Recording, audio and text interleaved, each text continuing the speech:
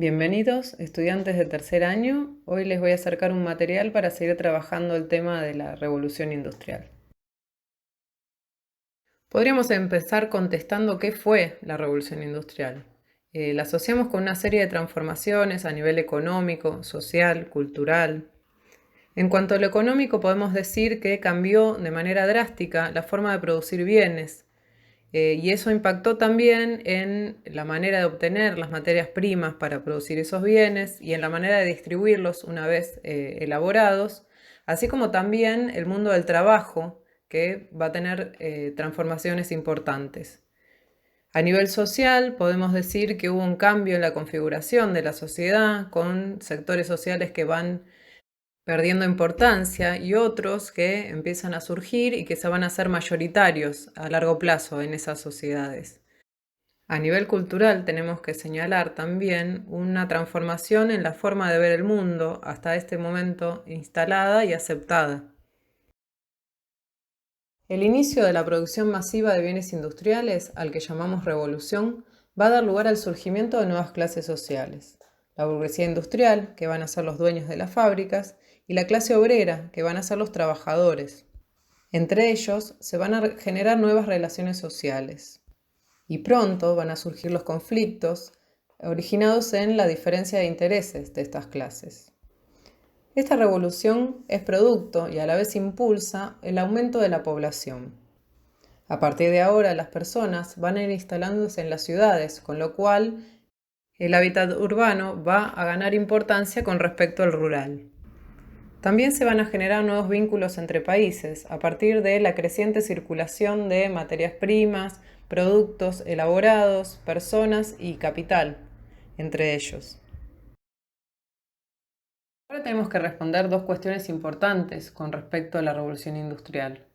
¿Cuándo fue? Podemos fecharla entre mediados y fines del siglo XVIII.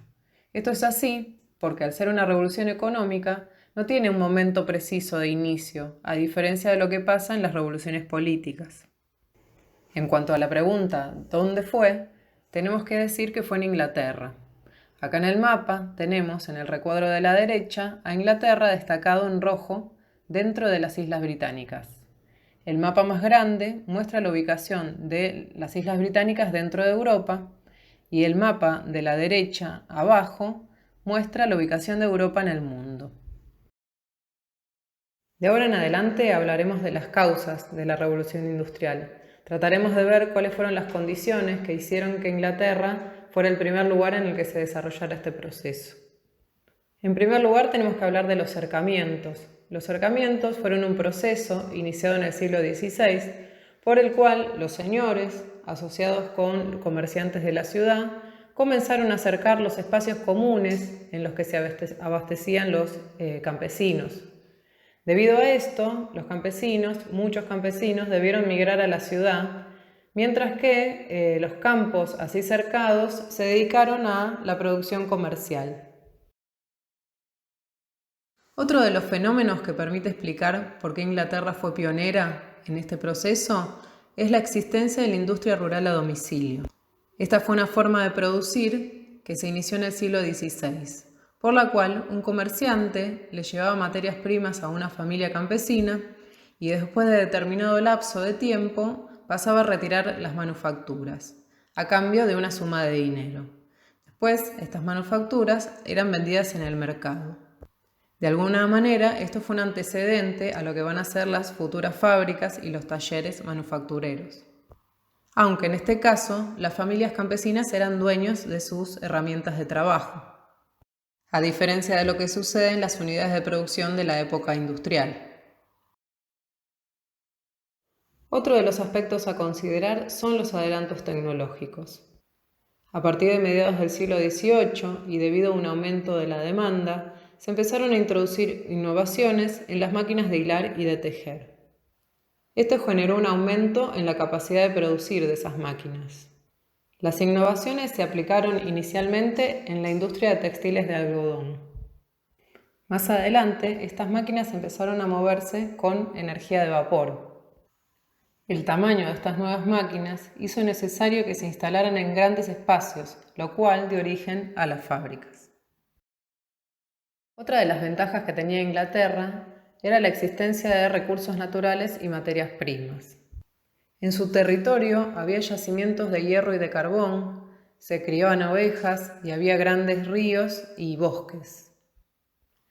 El hierro y la madera se utilizaban para construir las máquinas, mientras que los ríos y el carbón se utilizaban para generar energía hidráulica y de vapor.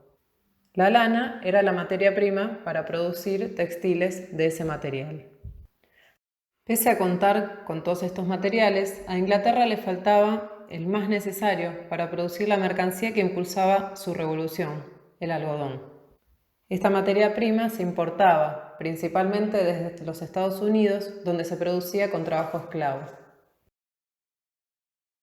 Otra de las condiciones que existieron en Inglaterra para promover la industrialización fue la intervención del Estado. El Estado inglés promovía la industrialización a partir de la promulgación de leyes y de la expansión colonial.